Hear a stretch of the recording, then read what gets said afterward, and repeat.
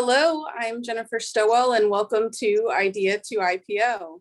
Idea to IPO has been holding tech startup events in Silicon Valley for many, many years.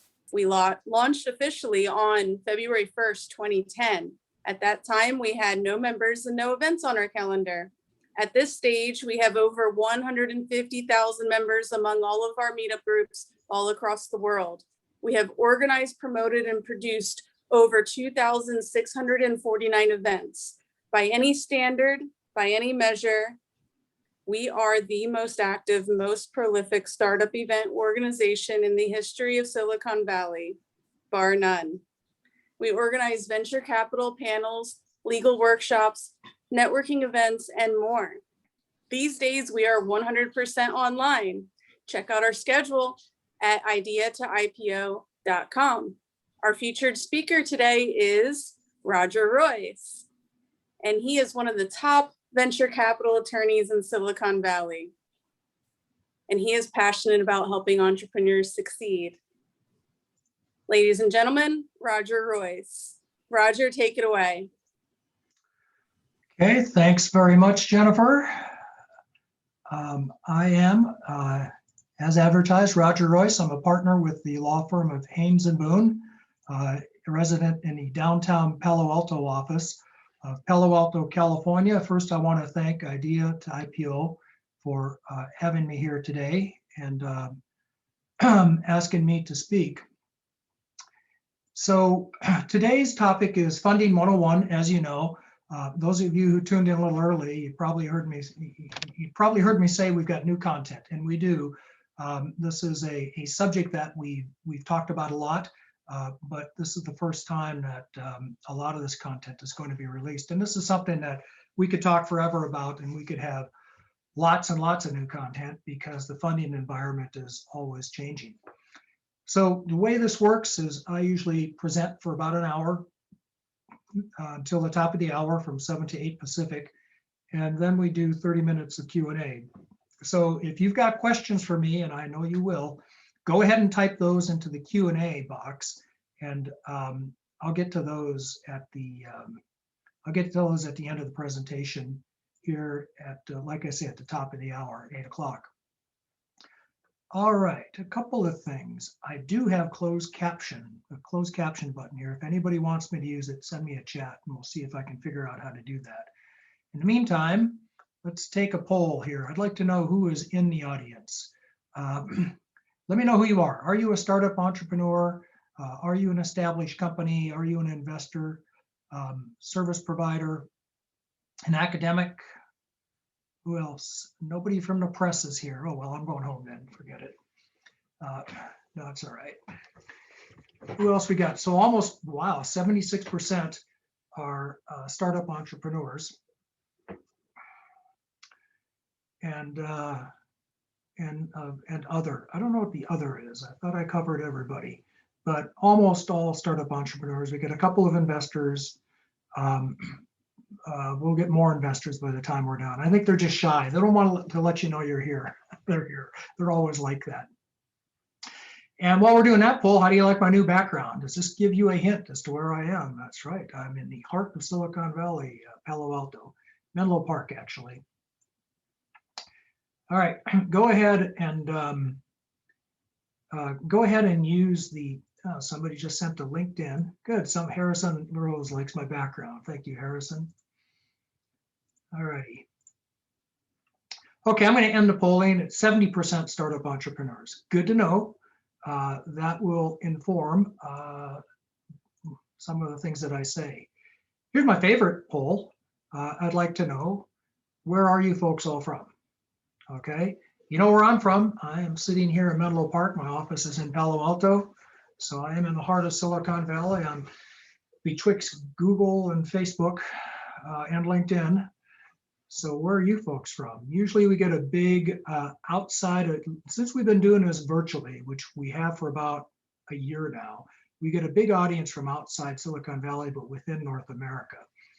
Because of the time, we do attract people from Asia, and I see that we have a 17% from Asia. We've got 14% Silicon Valley, 44% other North America. Holy cow. a couple people from Eastern Europe, Russia, a few people from Latin and South America, South Pacific. Wow, South Pacific, cool. I guess that includes New Zealand. All right, that explains it, because I know someone here is from New Zealand.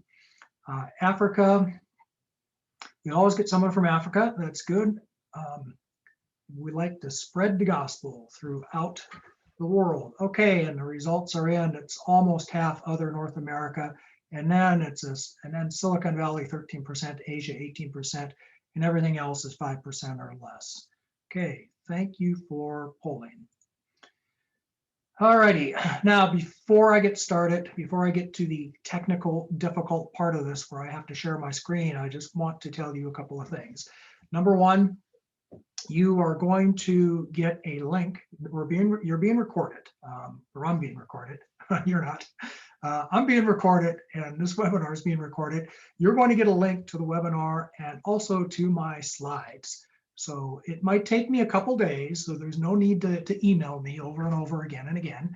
I promise you that we'll get around to sending you the slides in the email. In addition, do I have a copy of my book handy? You know, why do I never have my book? I'm going to send to you. They're hard to hang on to, that's why. But I am going to send you a digital copy of my book. It's called Dead on Arrival, How to Avoid the Legal Mistakes That Could Kill Your Startup. It's a digital copy. The hard copies are a little hard to get. It's not hard for me. I got about 500 of them sitting somewhere in here. And you can have one in digital at the end of this presentation. All right. Let's see, any other housekeeping? I guess not. Okay, now comes the scary part. Don't try this at home. I am a trained professional. All right, you should be seeing my screen, and you should be seeing a slide that says Idea to IPO Funding 101. If you don't, please tell me. If you do, please tell me. All right, just chat me. All right, I'll assume from your silence that it's all working perfectly. Okay, first of all, this is not legal advice, even though I am a lawyer. It's an occupational hazard. I am going to talk about the law from time to time. I can't help it, but don't take that as legal advice. Thank you, David, who told me that he can see my screen. You know, one time I did this, I think I talked for 15 minutes with nobody knowing what I was talking about, and no one said anything, which made me think I don't really need slides. I could probably just sit up here and talk. Maybe I'll juggle or something for visuals. Okay, let's start with a couple basic principles. And we're talking about Funding 101 today. I'm going to go through kind of the universe, my universe anyway, of funding options for startup companies. And I work with technology startups at Haynes & Boone and Palo Alto. I do formation, I do financings, do a lot of financings, I do commercial contracts, and I do M&A. Half my clients are from outside the country coming into this valley, and I run the gamut. It's not all venture capital. It's a big part of what I do, but there's everything else that we're going to talk to you about here tonight. So I've been doing it for a long time, longer than I want to admit to. And what I'd like you to know is that I've learned a few things over these years. Most of it's legal. I am a lawyer, but a lot of it is very practical. So let's go through a couple of basic principles.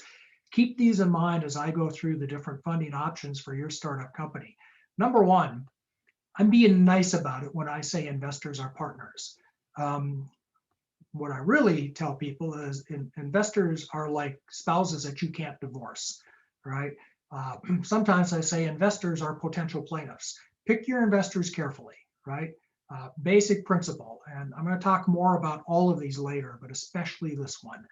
Just keep in mind, you're not going to take money from somebody and then never see them again or never talk to them. They're going to be, depending on the investor, they could be very active in your business, and they could be active good, or they could be active bad. And I'm going to talk about that because I've got stories to tell. Number two, stage your financing. Keep that in mind. We'll talk more about this as well, but these are the big things. I want you to walk away with my practice pointers, all right? These are pointers. Walk away with these pointers. Stage your financing. Keep in mind, you only want enough money that you only want as much money as you need. And you only need as much money as it takes to get to the next valuation event. I will talk a lot more about that. Hopefully, if we can get through my 150 slides. Most funding is dilutive. Just bite that bullet, get used to it. Don't complain about it later. If you're going to sell equity, you're going to dilute your interest. And equity financing is expensive because of that. Doesn't seem like it, does it? Because they're just giving you money and you're giving them this worthless paper, or what seems worthless. It didn't cost much to print it up. But oh, it's not worthless. It's very, very expensive to do equity financing. Debt is a whole lot cheaper. We'll talk about that. Number 4, don't get your ego all involved in your valuation. It has almost nothing to do with what you are worth as a company and less to do with what you are worth as a person, right? We'll talk about how investors value companies. The way they value it has way more to do with what they expect to get on the back end, not what they think you're worth today. Again, I got war stories about founders and entrepreneurs getting stuck on a number because their buddy got a $6 million valuation, and damn it, they're going to get one too. But at the same time, they really want to sell stock at a $1 million valuation, right? Just don't get hung up on valuation. Valuation's not your biggest issue. That's another reason not to get hung up on it. If we get into it, liquidation preferences can be your biggest issue.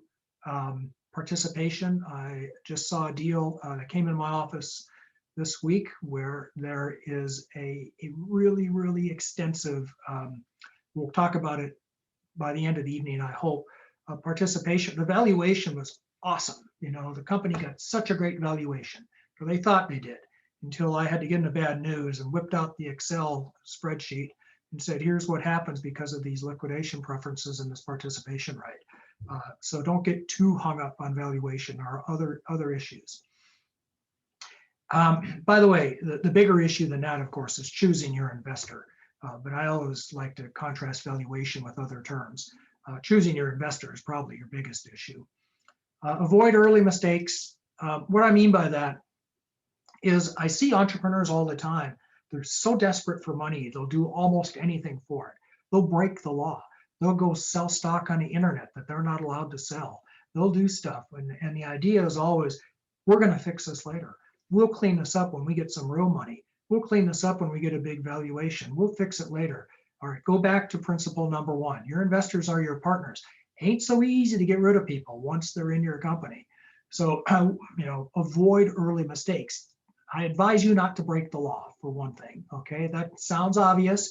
You wouldn't believe how many times people have ignored that advice that I've given. I give a whole talk on that called legal mistakes. But for your purposes, I just want you to know that a mistake that you make on day 1 could tank you when you're trying to do your Series B round.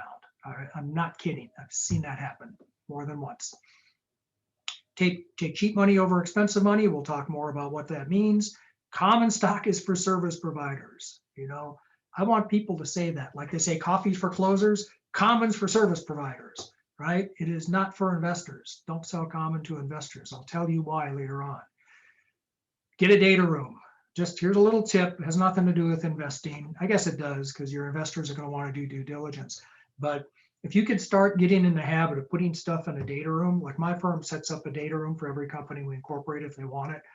And that way we can start collecting documents right away, right from the start. We're going to have them right there, all organized, ready to go. Plus, if you've done something dumb, I'm going to know about it right away. Get a data room early on. And finally, do the cleanup ahead of time, and you will need cleanup. The sooner you can get your company looking good, the less stress you're going to have. All right, let's jump into the meat of this. Source of the funding that I'm going to talk about tonight before I get to venture capital, which is probably the headline main event. That's what everyone wants to hear about. Founders, debt financing, government grants. I'll talk a little bit about that, not a lot. I'm getting to be a bigger fan of grants than I used to be, but we'll talk more about it. Friends and family, angel and seed investors, incubators, pitch competitions. Institutional money, that's venture capital, private equity, and then what I just lump in as alternative financing, but it might not be an alternative at all for you. It might be a really good way to go. So most startups have to, you just got to plan on putting a little bit of your own skin in the game. Not so much that you're going to do something crazy to protect your company, but enough skin in the game, a little bit of skin in the game. 73/4 of startups do that. They rely on what we call personal savings, although wink, wink, nudge, nudge. We know that came from your parents. No shame in that. You can admit it. But wherever it comes from, you're going to have to put a little bit of money in. What I don't want you to do, however, please don't mortgage your house, and please don't cash out your IRA or your 401k. Your IRA, okay, because that's what that money's for. But don't cash out your retirement, and the closer you get to retirement, it's just way too risky a game. But you do have to have a little bit of money to show the world that you're serious and you believe in what you're doing. But like I say, not so much that you're going to do anything crazy to salvage. Investors will sniff that out. How much money are you going to get from these various sources? Let me just kind of start with that before we take a deep dive into each one of these.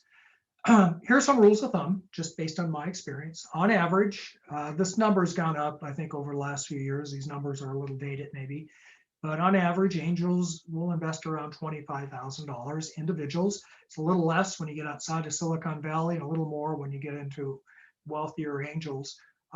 Right now, there's a tremendous amount of money in the system, and we're seeing tons of just tons of investments, much bigger angel rounds, and many more angels than we've seen before. So that 25 is probably a little low, but just plan on that. Angel groups will go from 250 to 750K. We'll talk about what an angel group is in a minute.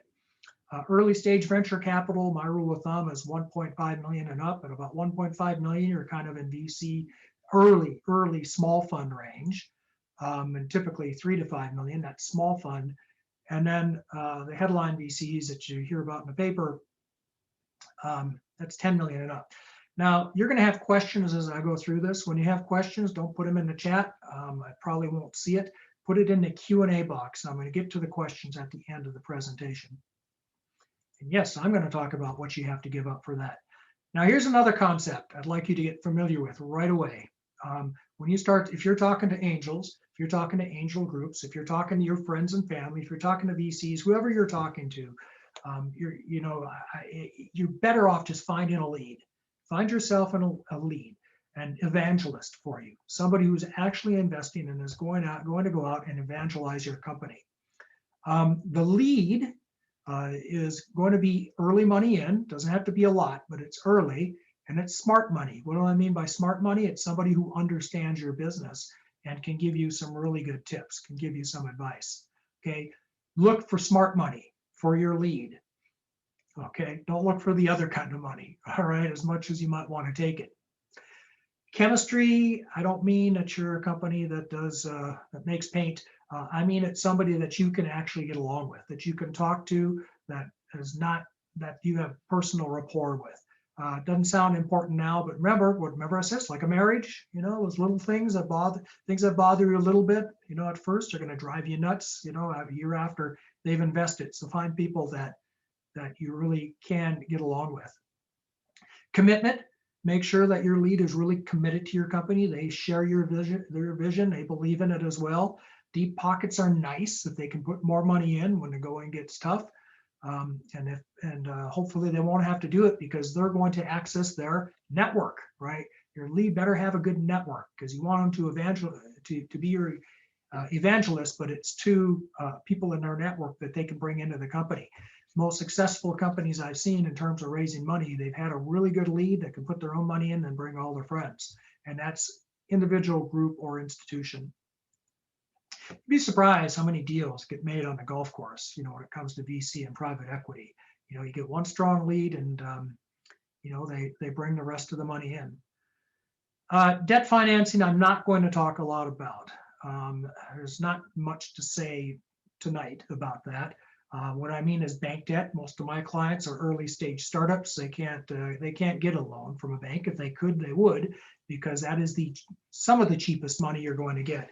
It's not as cheap as an EIDL loan, I guess. It's a government loan, not as cheap as a government grant, but it's a heck of a lot cheaper than selling equity. So what's the rule? When should you decide when to get debt or when to sell equity? And it's not as simple as if someone is willing to lend to you, okay? Well, my rule is that if you have EBITDA, if you have cash flow, if you can service the debt, then you ought to be getting debt and not taking equity, unless there's some strategic reason for doing the equity. But it's cheaper than selling equity. So if you actually have cash flow and can service the debt, do debt. Not only that, but if you have cash flow, you might not be a candidate for the kind of funding we're going to talk about later on, venture capital. You might not be that attractive. You'll be attracted to some angels, but not to the VCs who need you to hit, home runs. They can't have you earning income. They need you reinvesting your cash. So that's the kind of company that you do debt financing. And that's great if you're in that position and you have a good need for it and a good reason for it. I will warn you, however, that as a startup, you're going to have to put up either some security, which could be hard assets, could be your intellectual property, could be your house. And you may have to give a personal guarantee. Likely you will. Any small business that has a line of credit, unless you got a heck of a track record, you're given a personal guarantee. I suggest you avoid those. Just avoid those like the plague. Just don't do it.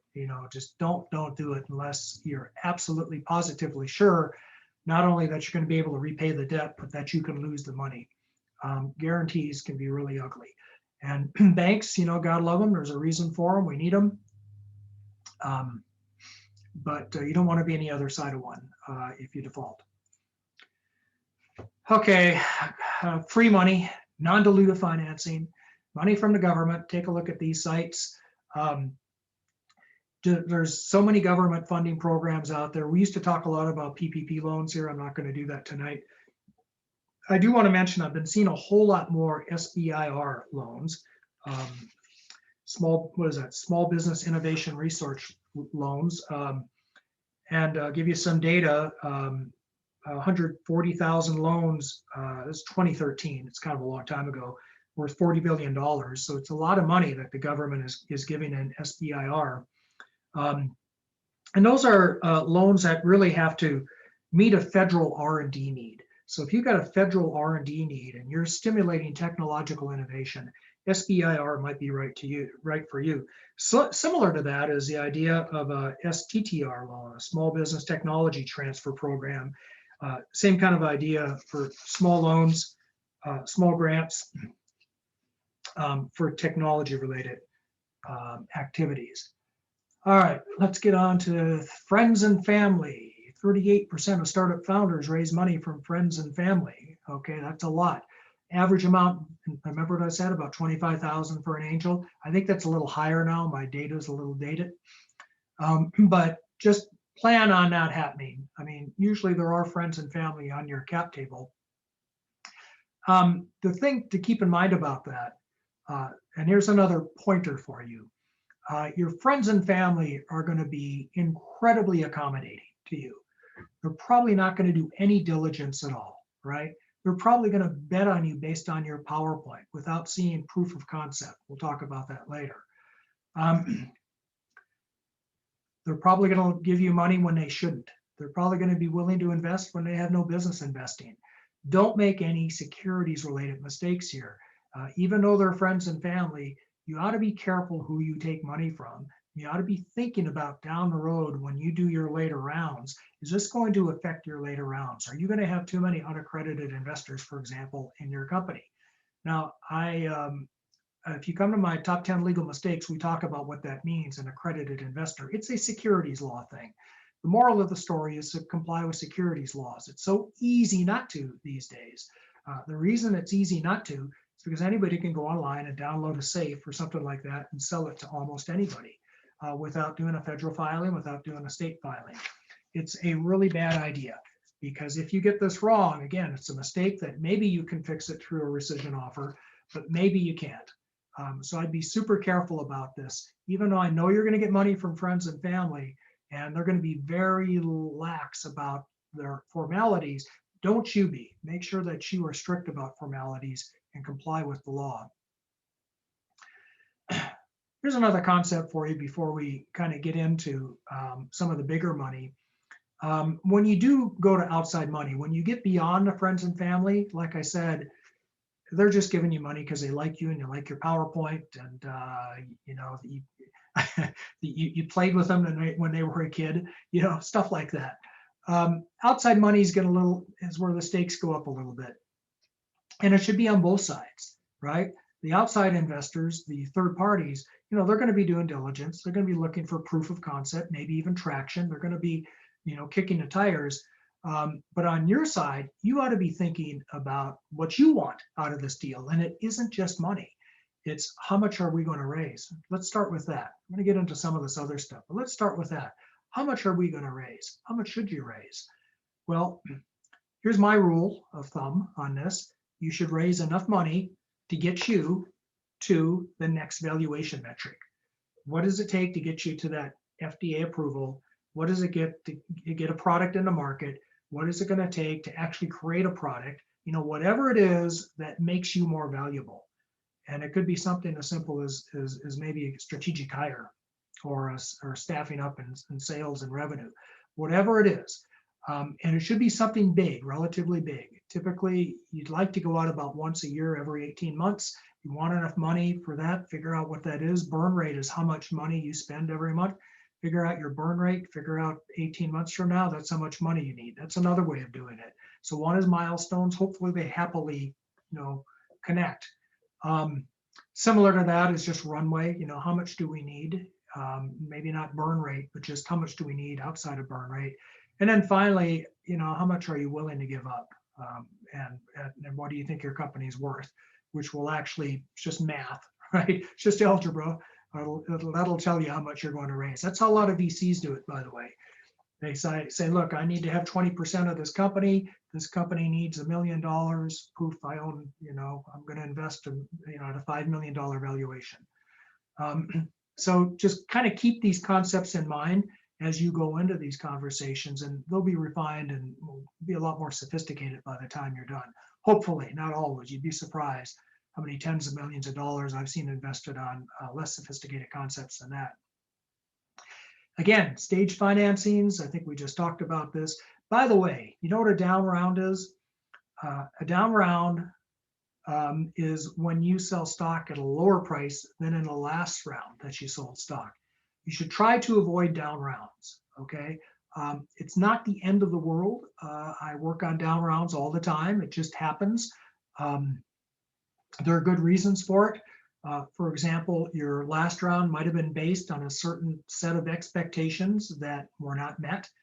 You expected to get some big contract. You expected to get some government contract. You expected not to have a sheltering in place rule, and you're in a B2C business. Who knows? So it happens. However, you should try to plan to not be in a down round, and you should project. And we're going to talk more about this, but this is where the pro forma comes into play. Do a pro forma. What I like to do with a cap table is I'll sit down with a company on day one and I'll say, okay, what's your exit?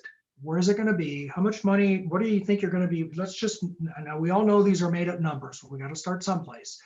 What do you expect is going to happen? How do we get there? For that to happen, how big and at what valuation is your B round going to be? And for that to happen, what's your A round going to look like? And what's your seed round?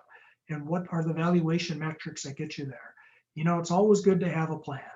Plan your fight and fight your plan, I think Mike Tyson used to say. Wasn't that Mike Tyson? No, it was George Foreman. If I'm wrong on that, somebody chat me. I think it was George Foreman. But whatever it is, have a plan. Have a plan. You'll be so much happier if you do, even if you have to pivot from that plan. And I can pretty much promise you that you are likely to have to pivot, but at least you got someplace to start from.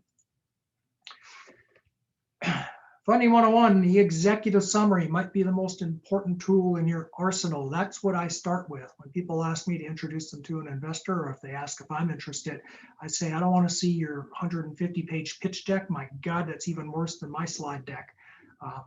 I want to see an executive summary. So I know on a heartbeat, I know on one page if you're for me, or if you're for which investor you're for. I mean, who's going to be interested in you?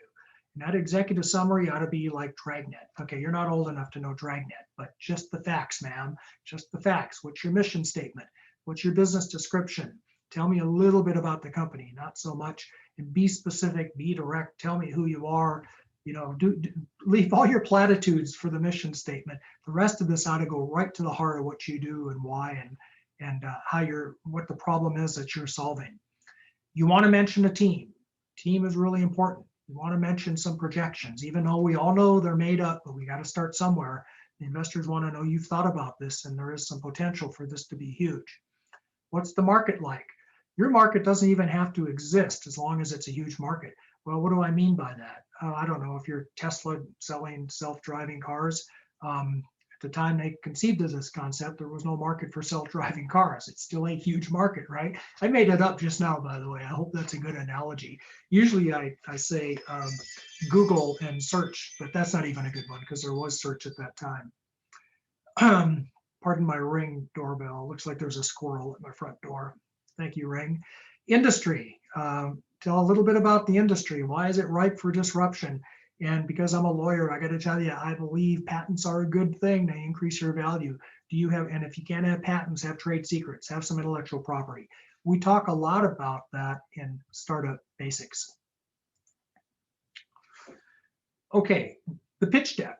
If you get past the executive summary stage and you've managed to impress somebody that at a glance that you've got all the right stuff, and you get that meeting and you're going to sit down and explain what you do, you're going to have to prepare a pitch deck. I'm not going to talk a lot about that. Idea to IPO has hours and hours of people telling you how to do a pitch and how to do a pitch deck.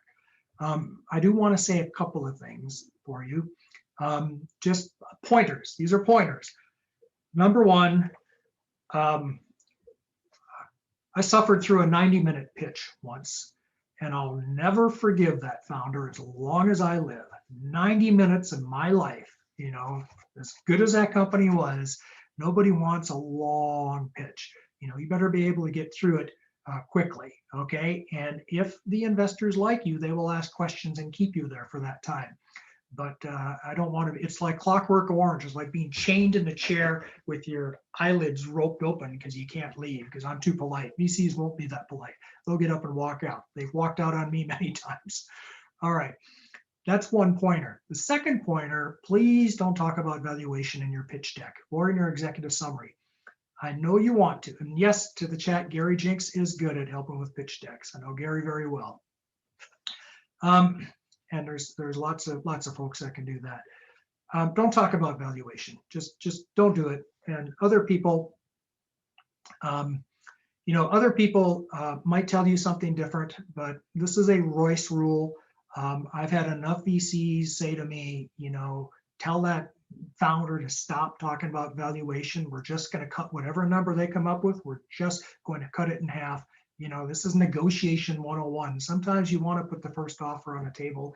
Usually you don't in this space. I'll just warn you, usually you don't, because you're going to put too low a number out there inadvertently.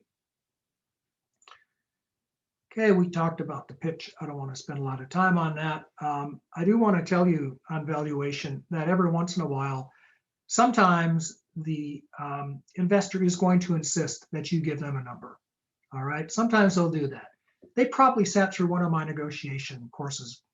Rob, have we done one at Idea to IPO? We should. We should do negotiation 101. And they probably heard about when you want to get someone else to make the first offer and when you don't. So they know they want you to make the offer, or maybe they're just lazy, or maybe they just don't know, or maybe this is such a wild, flyer for them. They have no idea. So they're going to ask you. That's not a bad thing. Don't freak out. Come up with a number, but be able to justify that number, right? Be able to support that number. That's the important thing. So how do we support that number? Well, I've come up with, over my 30 some years of doing this, about 30 different methods of doing this. And I'm not going to go through all of them here, but if you'd like, when this is over, when you get my email, not before, you just respond and say, hey, could you send me your memo on different ways to value a company? And I will. This is all very rough, but that's okay. You're at a stage where you're negotiating. You don't really need or want a professional valuation. If someone asks you for a valuation, get your spreadsheets out, find 3 of these methods that converge and say, look, this is what we're worth, and here's 3 methods that show you that. Some of these are really simple, like Like, here's a good one. Patents and people times $1 million. You know, if that favors a good valuation for your company. Some are very sophisticated, discounted cash flow. You compare yourself to what a public company is worth, you discount it by 40% for lack of marketability, et cetera, et cetera. So find three. It's not often you're going to be in that position, but if you are, we have a hack for that. Okay, let's move on to some other ways you can raise money. Rewards-based crowdfunding. I am going to get to the venture capital stuff yet, so don't worry. But I do want to mention these other things that you should look at first, because as I often say, venture capital is financing of last resort. I'm going to tell you why in a minute. Even though I do VC financings, I have some, you know, some VCs are very good friends of mine, but you'll see what I mean. Rewards-based crowdfunding, this is non-dilutive, Kickstarter, Indiegogo. You might be selling a product, you might not. If you can do it, that's great, but do not have a failed crowdfunding effort. Make sure that you are strategic about it, that you hardwire it so you know it's going to succeed, and do it for the marketing effect. That's what you really have to focus on, is the marketing effect. You want to show the world that people love your company so much, they will give you money without even asking for anything in return. That's awesome. On the other hand, if nobody gives you a dime, or the way crowdfunding usually works is you got to hit a tipping point. You got to raise X dollars to keep the money. And if you don't, you got to give it back. So if your crowdfunding effort fails, that's all public knowledge, and it's going to hurt you because you've told the world the public isn't that excited about you. I mean, I'm not saying you can't come back from that. I'm just saying it's not a good fact. Okay, let's get into the more interesting stuff. Equity crowdfunding. This is Reg CF. It's where you can raise money from widows and orphans. On a platform, you can raise money from investors who are not rich, who are not accredited, investors who just happen to like what they saw on some website that they found you on, and they want to give you small amounts of money. Now, up until a month ago, a company could only raise $1 million in a year, 1.07 million actually. And that just wasn't enough to justify the pain, in my opinion. And a lot of people will throw tomatoes at me for saying that. But I used to tell people, don't do it. It's not worth the effort. They did it anyway, and they were very successful. But now it's 5 million. So I don't have that argument anymore. So let me tell you, in 2012, when the Jobs Act came out, here's what securities lawyers said. I went to so many, had so many discussions about this and sat on panels, and here's what they said. They said, number one, $1 million isn't enough for all the money you got to pay me, plus the broker, plus the platform, plus the auditor, plus the valuation, plus the person who writes your business plan, et cetera. It's not worth it. Turns out it was worth it. A lot of companies did a lot of deals. Now it's totally worth it at $5 million. Second thing they said is that the SEC is going to be all over you. There's going to be so many bad actors selling securities because there's so little oversight.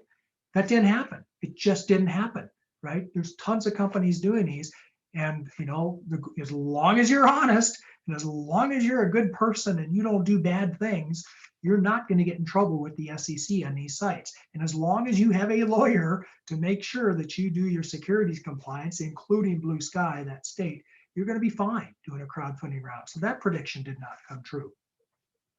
What were the other predictions? I forget. Those were the two main things. But it turned out to be a real thing. Crowdfunding is a real thing, and it's something that companies ought to look into if you're the kind of company that the general public will sort of understand what you're doing. They'll sort of get your product. Like one of the most successful early crowdfunding companies, I remember sitting with the founder right in my office, and he showed me this little watch that he made, a little thin watch he made. And he crowdfunded it, and he did awesome with it. It was huge. It was way more than he could supply. So that's the kind of thing people get. They understand that. If you're ESG, crowdfunding is a really good thing for you. Alternate, you know what ESG is, right? If you're social governance, or I guess environmental social government, because that's hot now, right? All right, platforms, those are the three big ones that I keep running across. There's plenty of other ones. Here's my tip about platforms. Do your diligence. You do not want to be on a market for lemons, right? You're known by the company you keep. Get on a platform that, first of all, has not been a bad actor, that the SEC has disciplined. Just Google it. You're going to find out in a hurry. That's had some successes on their platform. and is going to give you some support. And that means good documents and a good process, and who will work with your lawyers, by the way. Okay, accredited only equity crowdfunding. I promise we're going to get to the venture capital. Accredited only venture capital. I won't bore you with the numbers. This is where you sell money to rich people. For people who are rich by 1933 standards, that means they either have a net worth of $1 million, excluding their residence, or they make more than $200,000 a year, 300,000 jointly for the current year and the prior 2 years. That's an accredited investor. Okay, if you're selling to those folks, you don't have all of these restrictions that you have in the Reg CF crowdfunding. It's unlimited how much you can raise. There's no 5 million cap. The only thing is they have to be accredited. Now, the other thing that's really cool about this is that you can advertise. You can't do that with crowdfunding. You cannot advertise. That means you can put it on your website. You can, I guess, does anyone know what a phone book is anymore? You can go through the phone book and call people. You know, I told my daughter about a phone book a while back, and she said, a phone book? It's like a book of phones? What do you mean? So you probably don't go through the phone book and call people, but you can email people, you can mass email people, you can do all sorts of things. You can advertise as long as you can verify that those investors are accredited. Here are some crowdfunding sites that you should take a look at. I've dealt with all of them. John Medved at Our Crowd, I remember having a beer with him in San Francisco, and he was telling me about his concept when he just launched his company. Now it's one of the largest crowdfunding platforms in the world, based in Israel, and they've been very successful. And by the way, of these sites, I should say one more thing. They're all a little different, right? They're all a little different. Some are really like online VCs, where you're participating in an online VC fund. Nothing wrong with that. It's just a little different risk profile depending on what you want. Others are more like Wild West. Just go online and find a company and invest in it, knock yourself out. We're not going to help. We're not going to advise you one way or the other. So there's different sort of platforms, given for exactly what your investor is looking for. And you ought to think about that as a company as to what kind of investor you want. And then finally, I'll spend less than a minute on this. The Jobs Act Reg A Plus, you can raise up now at 75 million, used to be 50 million. It's like a mini public offering. And you see a lot of these done in the token space, initial coin offerings. That's how a lot of ICOs have proposed to go out. I do hours and hours on initial coin offerings. I just want to mention that it's still around. It can still happen. You can still raise money through an ICO, just not so easily in the United States unless you're on a platform, an SEC registered platform that will verify that all of the investors are accredited. Or if you raise that money outside the United States. Big flurry of activity, 2017, 2018, even 2019. They're still around, even though we don't hear about it as much. And then royalty financing. This is the new thing. This is the big new thing. You've probably never heard of SEALs before. You heard about it here first. Shared equity appreciation loans. I've been seeing more and more of these. And royalty financing is where you go to the investor and you say, look, Mr. Investor, I understand you don't want to buy equity and bet on the company. Would you bet on this revenue stream? We have a product. We're selling that product. It's generating X dollars of revenue. You give me Y dollars and I'll give you Z% of revenue, okay? So it's an alternative to a loan. It's an alternative to equity financing. It is getting more and more steam. I've done several of these deals. It's risky because it's new. The regulatory environment is uncertain. The tax environment is even more uncertain, but the market is adopting this, and you're going to see more and more of it. By the way, if you do one of these, just keep in mind when you go talk to a venture capitalist later, they're going to view this the same as debt, meaning they're going to view it as something that sits in front of them and reduces your return. So think of it that way. But for the right company, it's not a bad option. Something companies can consider. We should do a whole session on SEALs, actually. Okay, let's talk a little bit more about angels. By the way, that's a snow angel. I'm from the Midwest where there's actually snow on the ground in Bismarck, North Dakota today, believe it or not. So people are out making snow angels in my hometown. All right, we talked about this already. There's angels. Those are high net worth individuals who like to throw money at startups. Angel groups, those are groups of high net worth individuals who like to gamble on startups. And angel funds, those are groups of individuals that will pool their money and invest as one entity in a startup. So here's some pointers for you. There are good, bad, and ugly angels. Clint Eastwood reference, in case you're wondering. Yeah, I need some modern references. Somebody needs to like email me some like pop culture so I can, say something that resonates with all the millennials. All right, the good. The good angels are going to have a good network and good connections to venture capital funding. They're going to give you mentorship. They're going to give you advice, and they're going to give you risk capital. In other words, they understand that what they're doing is very risky, and they have maybe a 1 in 10 chance of getting you to the next funding event and a 1 in 10 chance of getting to an exit after that. Those are good angels. They understand the game. They add value, a lot of value, and you love to have them. The bad angels are what I call hostage takers. You got my money. You got to do this for me. You got to do that. You took money. You took my money. You owe me all these things. They tend to be whiners. Like, why didn't you tell me this? And why haven't you done that? And they tend to be demanders. They demand way more board meetings than you need to have. They demand a lot of your attention. Unfortunately, during the Zoom era, it's hard to get a sense of someone like that. I remember before Zoom, you could sit down in a restaurant at lunch with somebody, and you'd have a sense of them by the end of the lunch. You'd see how they treat the waitress, right? You'd see if anybody in the room knows them. You'd see, how they interact, how they tip. I know a guy who says he would watch and see if people put salt on their food before tasting it because he'd want to know if they were impetuous. I don't know if that worked or not. So you get a sense of people. You don't get that anymore. So it's hard to sort out the bad anymore. So you need to do a little bit more diligence. You don't want those people in your company. And then finally, there's the ugly. And the number one characteristic of an ugly angel, I would say, is unsophisticated. Unsophisticated. They're going to have unrealistic expectations. They're not going to appreciate the risk. They're not going to understand what they got into. And they may turn around and sue you if you did something wrong.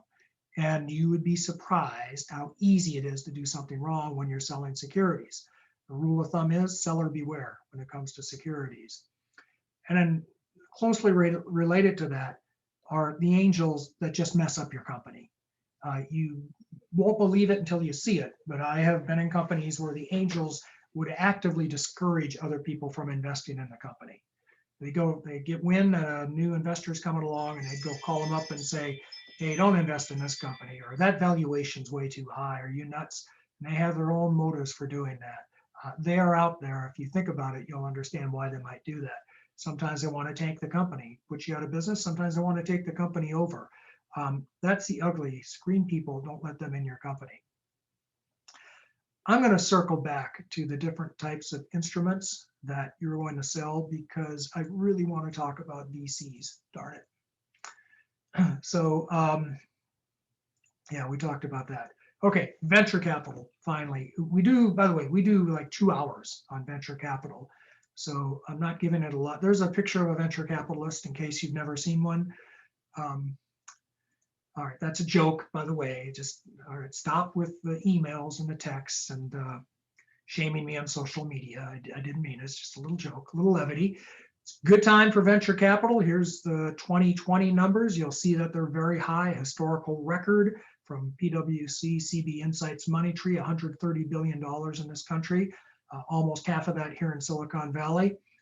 Through February 2021 from Crunchbase, we're just off and running to another huge start. Tons of venture capital. Big rounds have increased. My audience probably doesn't care about that. New unicorns, look at them all, okay? So much money, such big valuations, venture-backed acquisitions, just 2021 is shaping up to be a big month. It's going to be a big year. But if you look at the trend here, you'll see there's some outliers back and forth. I guess the point is that this is a really, really healthy market. There's some of you are here from Europe, so I want to mention to you that it's strong in Europe too. Early stage funding is up in Europe. Look at these numbers, 5.8 billion in Q1 2021 so far. Okay, big, or that's the data I have so far, I mean. So you can see that this is strong worldwide. So isn't that awesome that there's all that money out there? But like Randy Komisar says, avoid venture capital unless you absolutely need it. And he is a venture capitalist. Well, what does he mean by that, right? First of all, should you take venture capital? Let me give you kind of the downsides. You got to give up equity. That's expensive. You probably are a company that has no cash flow, or you do debt. We talked about that. You're a really risky company. You're an illiquid stock and are going to be for a long time. You've got a business that can have, you mentioned Gary Jenks earlier, what he likes to call explosive growth, right? Your business can scale, right? It can get really, really big and can do it really fast. And you're in a huge market. The way I look at it, I say that if you're I call it a go big or go home company, then you're a venture capital candidate. If you're a lifestyle company, then you're not. A lifestyle company is going to get profitable. It's going to generate some nice earnings for you and your family and your relatives to live on, but you're not going to scale. You're not going to be huge. You're not going to be the next, I don't know, Snapchat or something. So if you're a risky company that is either going to be a humongous success or a big smoldering hole in the ground, that's a venture capital company. That's a venture capital candidate. All right. Again, we do 2 hours on this. We kind of drill down on that, but I'm going to give you big themes at this point. Suppose you decide that you are a candidate for venture capital. There's a lot to talk about, but number one is, well, who do I go talk to? Which venture capital do I approach? There's different kinds of VCs. Not all VCs are created equally, and you ought to know who's out there and what they're about. So thematic investors, okay? These are people who are just betting on the next big thing. Steve Jurvetson and flying cars, the next big thing. He saw that, 5-10 years ago. I remember talking to him about this. And it's like, yeah, I think that's the next big thing. Everybody in the industry knew it. And people have kind of their idea what the next big thing is, right? Tim Draper and anything blockchain, right? Those are investors who bet on what they think is next. Domain investors, they're investing on an industry they know really well. I do a lot of agriculture technology work, a lot of work in that field, so to speak. And I can tell you there are several funds that are grown up around investing only in that domain, agriculture technology, technology for food production. I know we have some companies like that here today. I saw it in the chat. So if you're that kind of company, you want to go to that kind of investor, right? They're going to get you. And then these other things with quant investors, they focus on data. They're just looking at your numbers. People investors, I remember I met Bill Draper, and I asked him one time, I said, you bet on, you're known for betting on people. You bet on the jockey, not the horse. Are all VCs like that? And I mean, speaking of Jervis, that's why I thought of it. He says, no, he says, Steve, he likes to bet on technology, right? And that's my last one, tech investors. Some investors will bet on the technology, others, they want to know more about the people. I will say that way more VCs are way more interested in the people, I think, than they are in the tech. I mean, that's just my observation.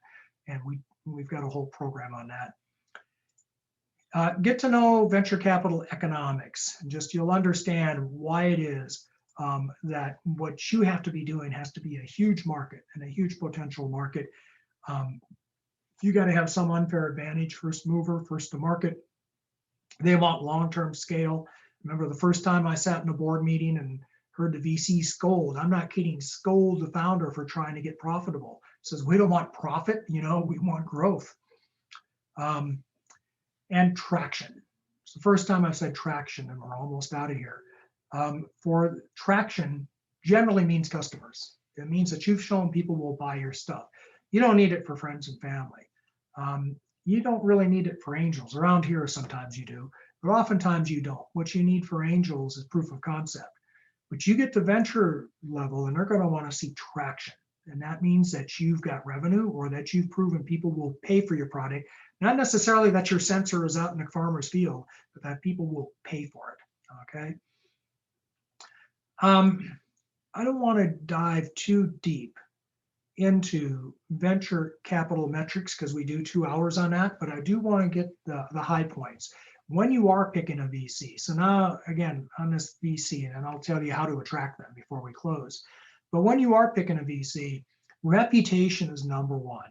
You just got to know their reputation.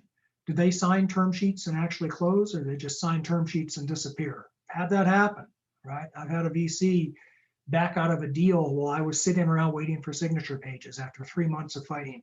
All right, I shouldn't say fighting, after 3 months of discussion.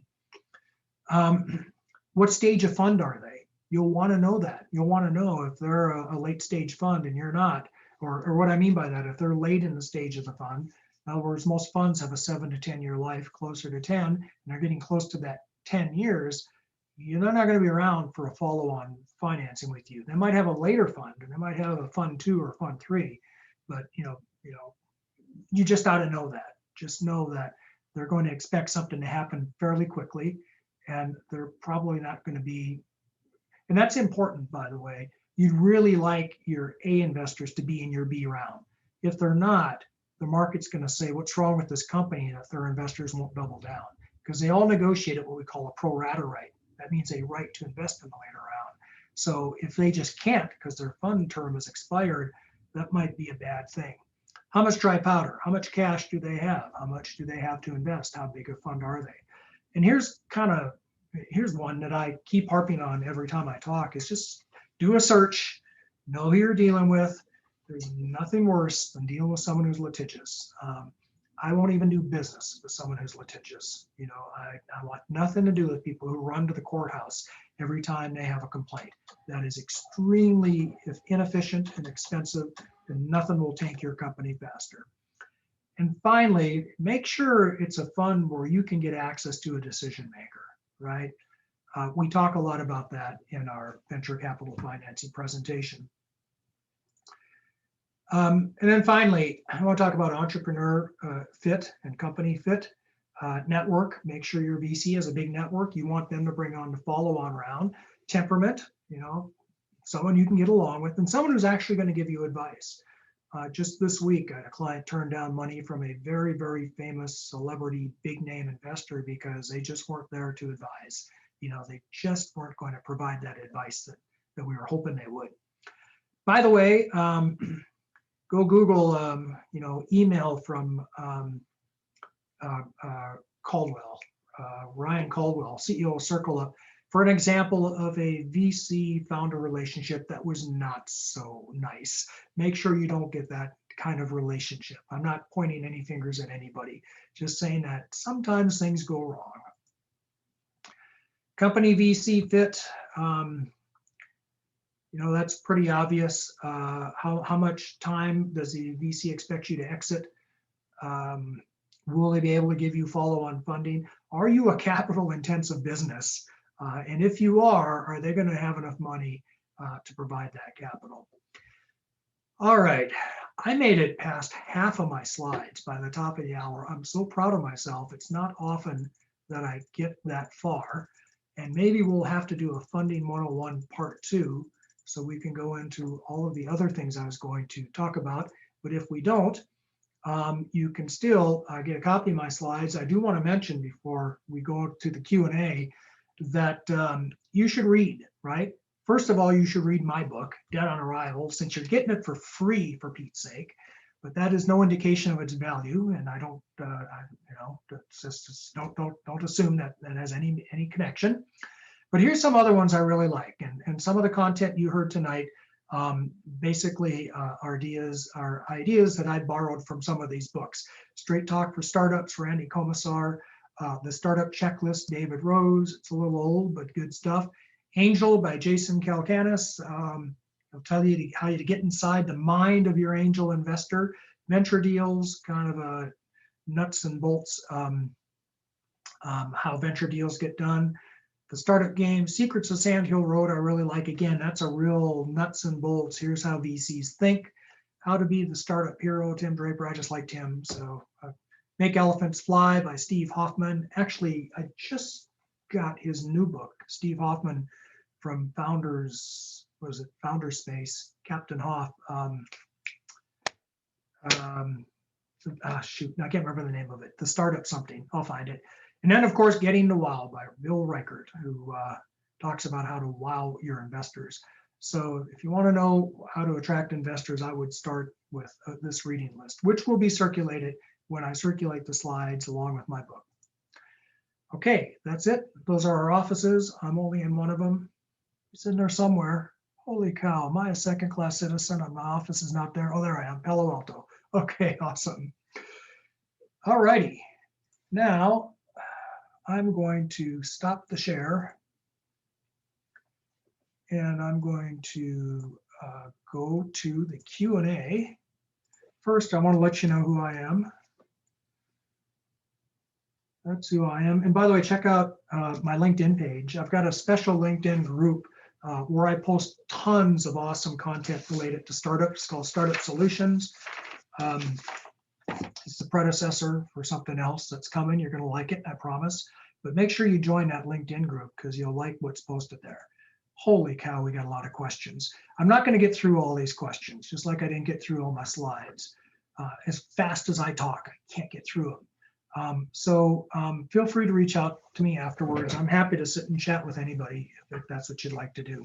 Oh, I got to move over so you can see the valley in Silicon Valley. I'm worried somebody might think that's Silicon Forest or something. All right. First question. I've seen startups in the Bay Area raise funds for pre-revenue startups. What do you feel about the similar fundraising strategy in India? Our startup's headquartered in India. Would an investor globally be in approval of this? So the broader question is, will a Silicon Valley investor invest in a pre-funded non-US company? A year and 2 months ago, I just said, not bloody likely. Is anyone from the UK here? Can somebody do like that Cockney accent for me? Not bloody likely. That's what I would have said. But now in the Zoom era, I mean, I'm seeing VCs investing in companies that they've never met in person over and over again and again. 10 years ago, we used to have panels, and I used to sit on panels, and I listened to VCs say, we're not going to do that. You got to be like within 20 miles of me. I'm not driving to Stockton, much less driving to India to come to your board meeting. But these days, it's a lot easier. Now, that doesn't mean it's easy. It's just easier. If you've got a compelling team, if you've got a good tech and a great market and an awesome business model and good product market fit, and you've got all the right stuff, then go for it. And by the way, India is hot. India is really hot as an economy and a place to invest. I'm with you on that. But it's going to be a little bit of a hard slog. So what is the best way for early stage startups to meet potential investors in this coronavirus ravaged world?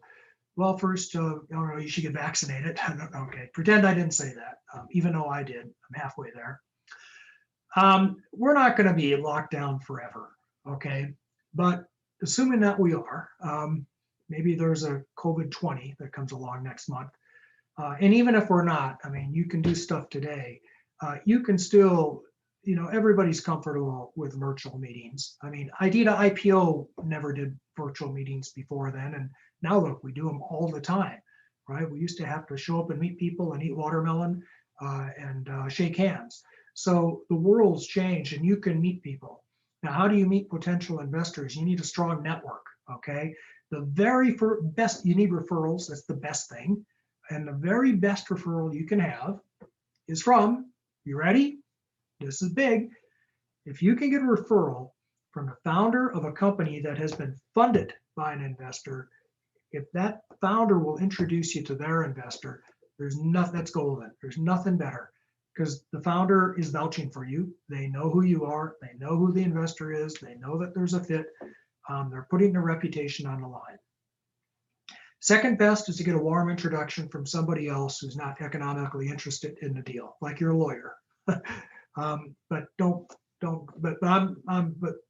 reputable lawyers would be very picky about what introductions they make. They want to make sure you've done your homework and can prove that you really are a good fit for the VC. So otherwise, they'll stop taking my calls and will ignore me when they see me at Rosewood, and I don't want to be shunned. Okay, would the fundraise amounts for angels, angel groups, early stage VCs be the same across the globe? No, they're not. They're not the same across the globe. Those numbers are higher here in Silicon Valley. They just are. I don't have the data, just anecdotally, that's how it feels to me. This is just a much different environment here. But you know, the world is getting so much smaller now, and there are Silicon Valleys in other parts of the world.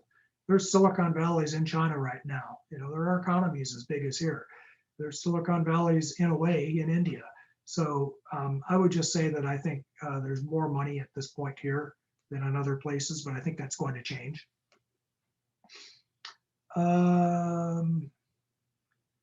Let's see, what stage should I ask for angels for some cash? Is it based on traction? And how much traction do I need?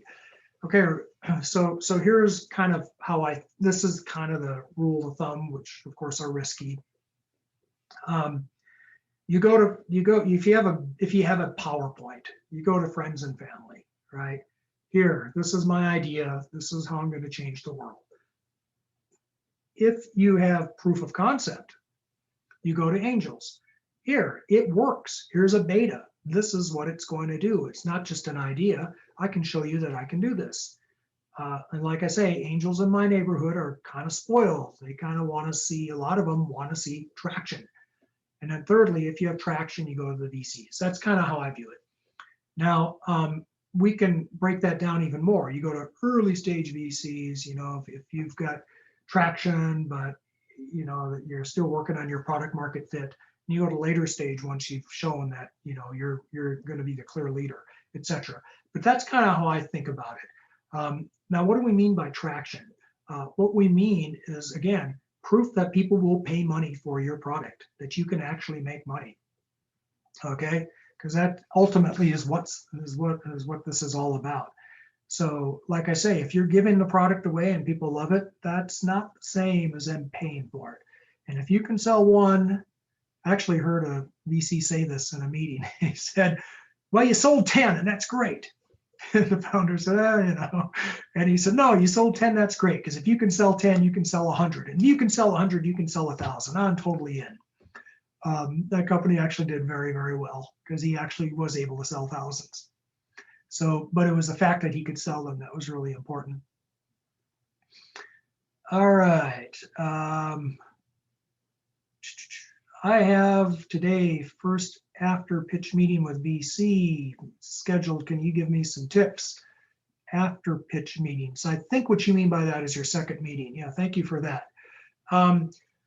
So the first meeting, you will not talk about valuation. You're going to talk about the vision and answer questions and get to wow, as Bill Reichert would say.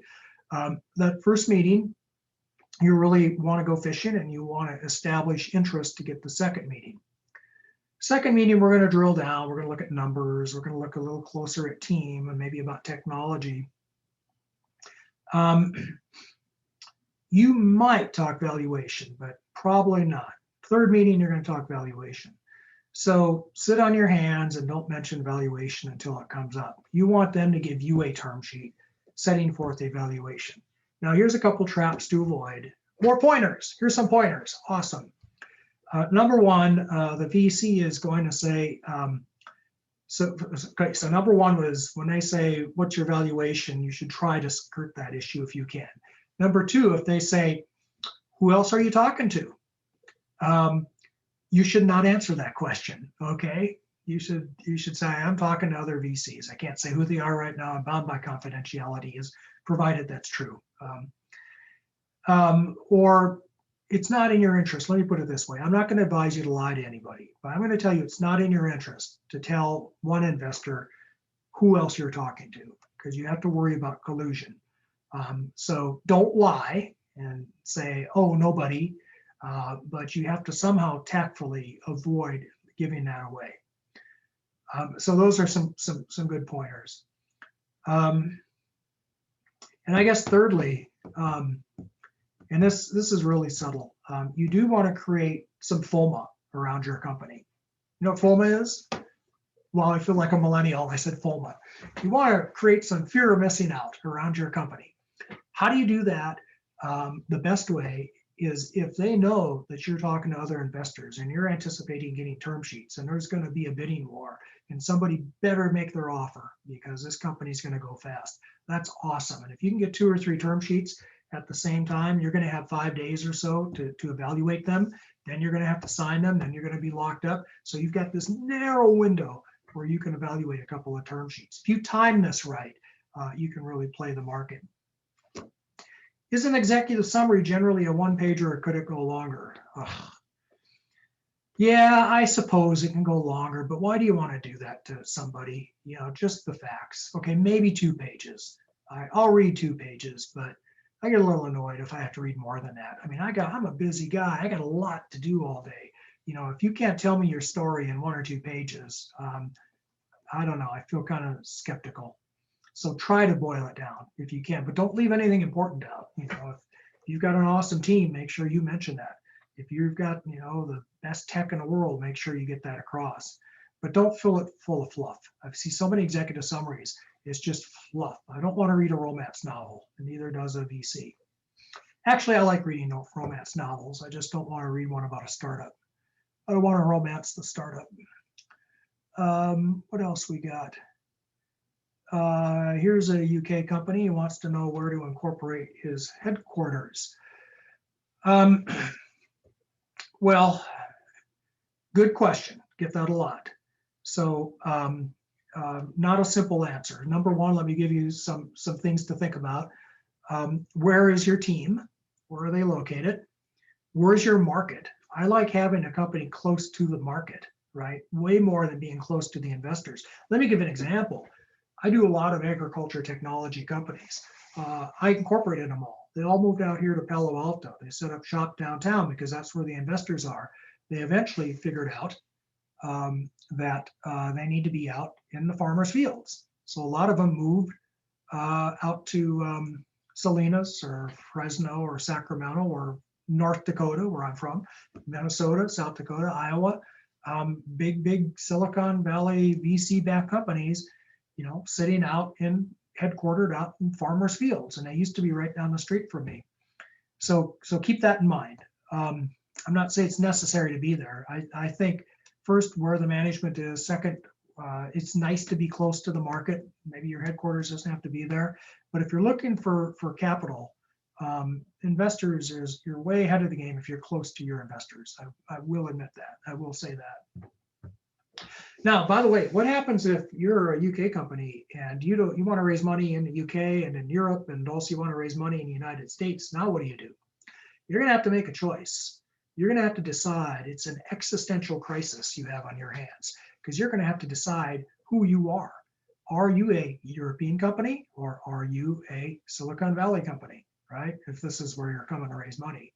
Or are you an Austin, Texas company if you're going there, because Austin is hot right now. I mean, not the temperature, although it's probably hot too, but it's hopping. So half my clients are there now. They all moved. But where are you going to be? So, and my rule on that is follow the money. Follow the money. If you think your investors are in the U.S., we're going to do a flip transaction and incorporate you. I do a whole thing on this. You can see it on my YouTube page. And we're going to migrate you to Silicon Valley, where you can raise money here. On the other hand, if your market's European and your company's Europe, and you got European investors that love you, we're going to keep you right there in Europe.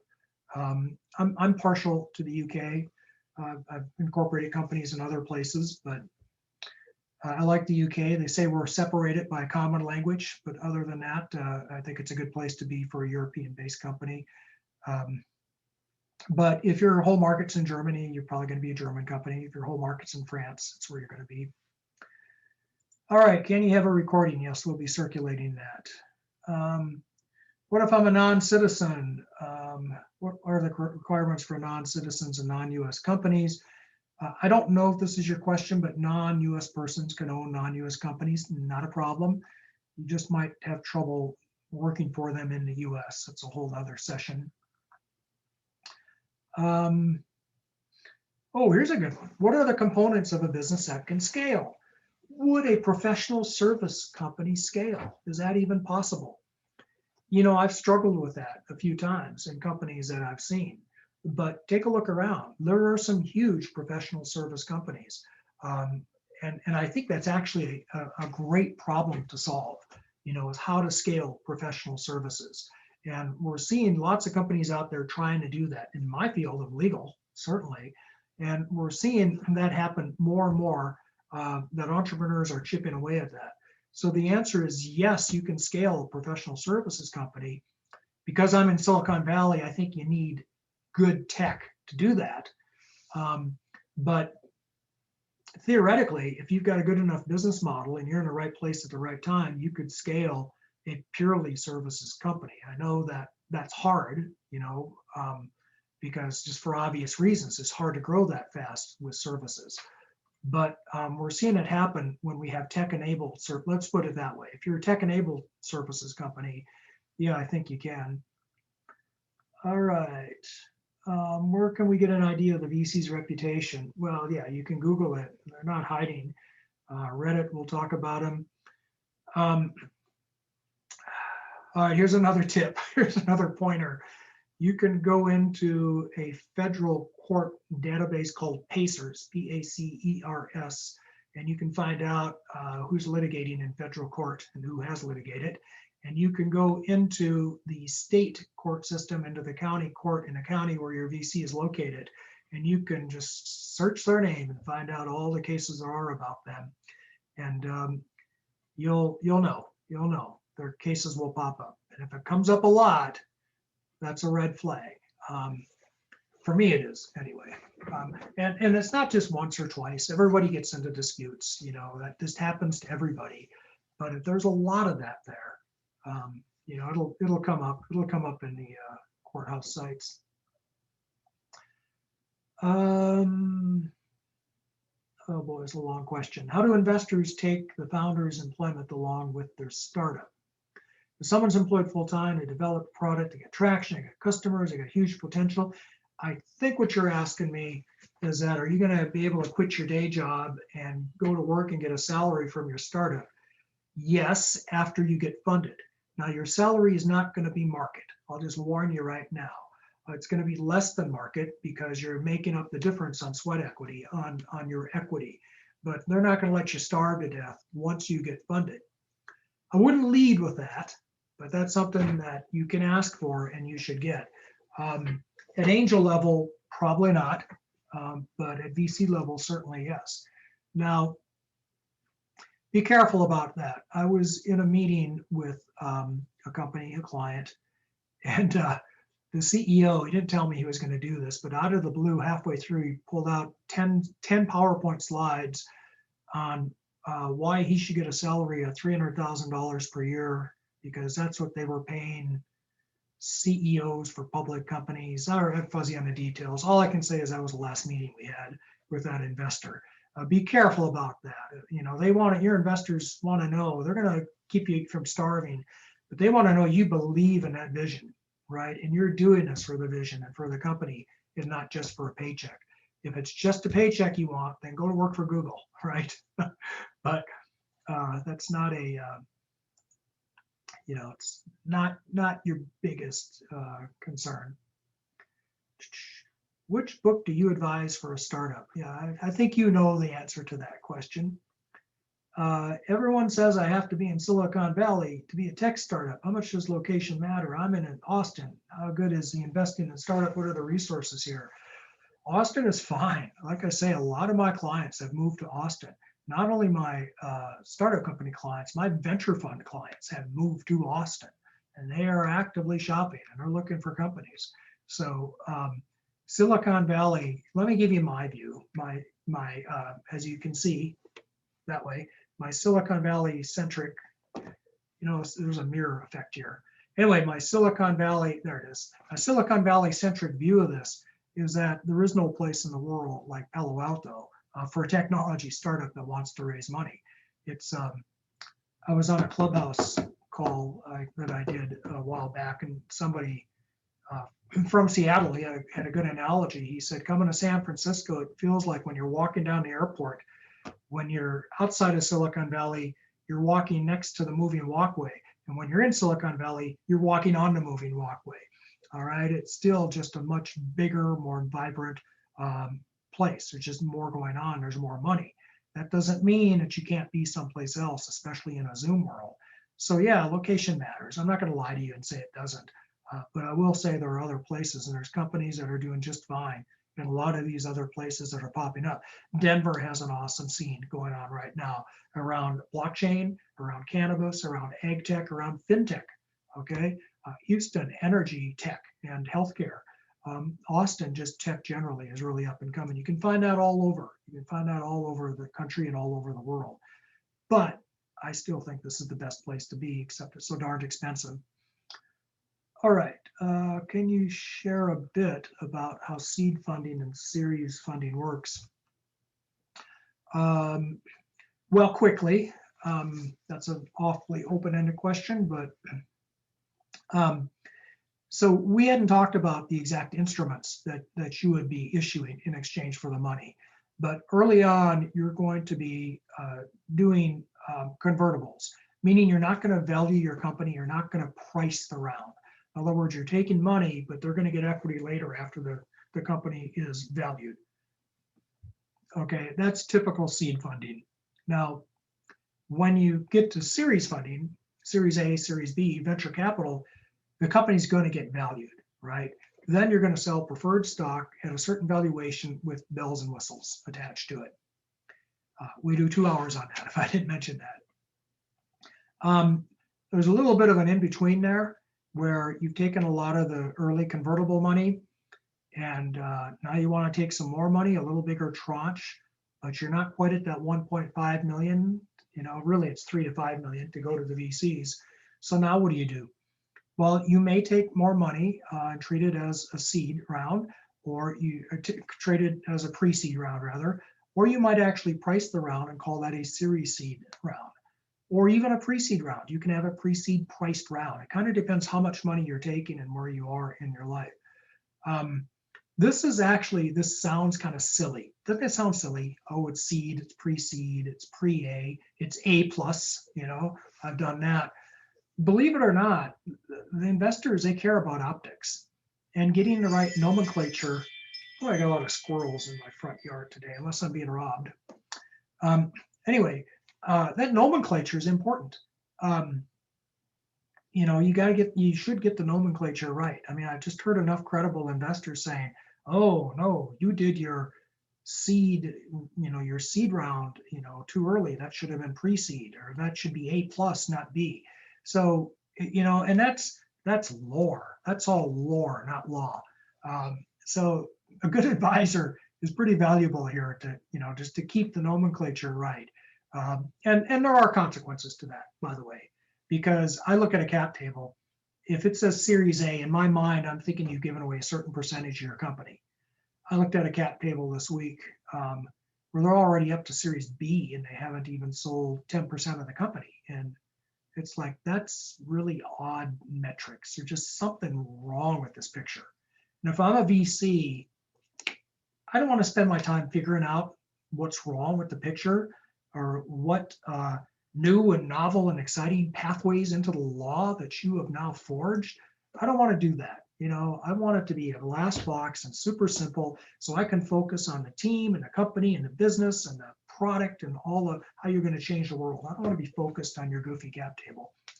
So I don't know if that helps or not, but what I'm saying is that those terms, they're for optics, but they do mean something. Oh God, someone asked me about NFT.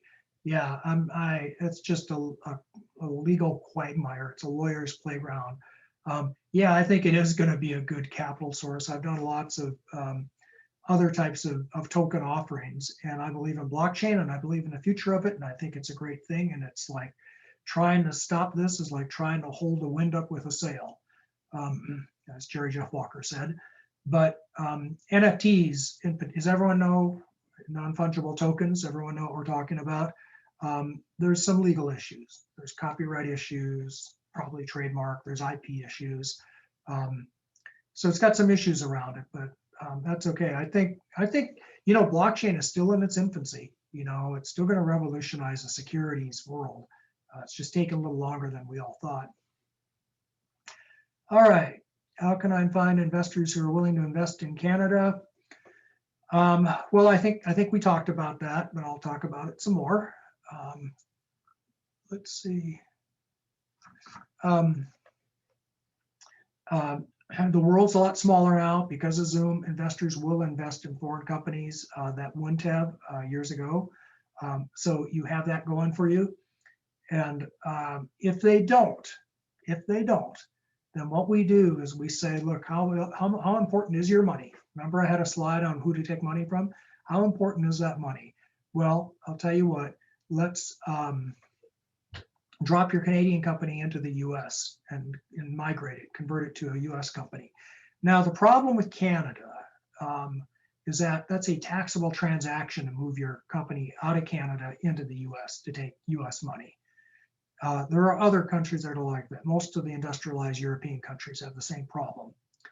So we have to get creative about it. But I've done plenty of Canadian financings with US money where we set up parallel structures or stuff like that. So there's ways to do that, that if you're hot enough and you're not that far away and your market is North America, yeah, you can bring your Canadian company down here and not have to do a taxable flip into the US and still raise money. What is your opinion about energy startups of the future? Thank you. That is an awesome question because I am very big on energy tech. In fact, if you go to the Silicon Valley Business Journal, I wrote an article on the future of energy tech. Rob and I, we did several panels on climate tech, energy tech, clean tech, climate, what else they call it. Anyway, you get the idea. I think it's a huge and growing and big market. It's just going to get bigger. You know why? Because it's one of those, if you can't beat them, join them kind of thing. And the big energy companies in the US are advancing the cause, right? The biggest oil companies are investing in clean technologies, right? Some of the biggest funds are putting money into this. You've got government support behind it. You've got your ESG thing going. So you got that Save the World vibe that you can promote to impact funds. You know what an impact fund is? They only make investments that are going to have some social impact or purpose. So I am very big on energy tech, and you should definitely attend one of our panels of VCs on energy tech and read my article at the Silicon Valley Business Journal on the topic if you want to hear about it. How much money do lawyers need to budget? How much money do startups need to budget for lawyers per year? Well, that's like asking how much does a house cost? But you're asking that the right way, though. You should have a budget, okay? Not just an open-ended invitation. And you should be able to work with somebody. There's plenty of good lawyers in Silicon Valley and throughout the world that do this stuff. Make sure you get a startup lawyer, okay? Not a, Boston bond lawyer, right? Or a Los Angeles prosecutor or, or whatever, or a Louisiana oil and gas lawyer. You need a startup lawyer because they'll understand what needs to be done. They'll be more efficient and they'll understand budgetary constraints. But I can't tell you how much the budget depends how active your business is. I can tell you how much different stages cost and how much, different tasks cost. And the way I work is I use a statement of work that basically says, here's a proposal, just the way you got to work. I work the same way. Here's what I'm going to do for you. This is what it's going to cost. No surprises. And if you want these bells and whistles, it's going to cost this much more. So maybe you don't want them that bad. All right. What if my idea gets stolen? No one's going to steal your idea. Okay. But in case you're worried about that, in case they might, two things. Number one, don't disclose enough for people to walk away with it. If you do that, not only do you lose the idea, you lose, oh shoot, I'm over time. You lose your trade secret protection. You don't want to lose your trade secret protection. And number two, don't ask VCs to sign NDAs. Just don't do it. They won't do it. They'll slam the door in your face. So the answer is just don't disclose enough where somebody can take your IP, but you're just not going to be able to protect the raw idea. Okay, I am sorry I did not get through all of these questions. I want to thank you for being here. Some of these questions I'd really like to answer, like how to convert your LLC to a corporation. I could go on for a half hour about that, how to do it right, how to do it wrong. But you're going to have to email me and we'll chat more. So with that, I think I'm going to say thank you for being here. Thanks for being a good audience. Thanks for all the questions, and we will see you next time.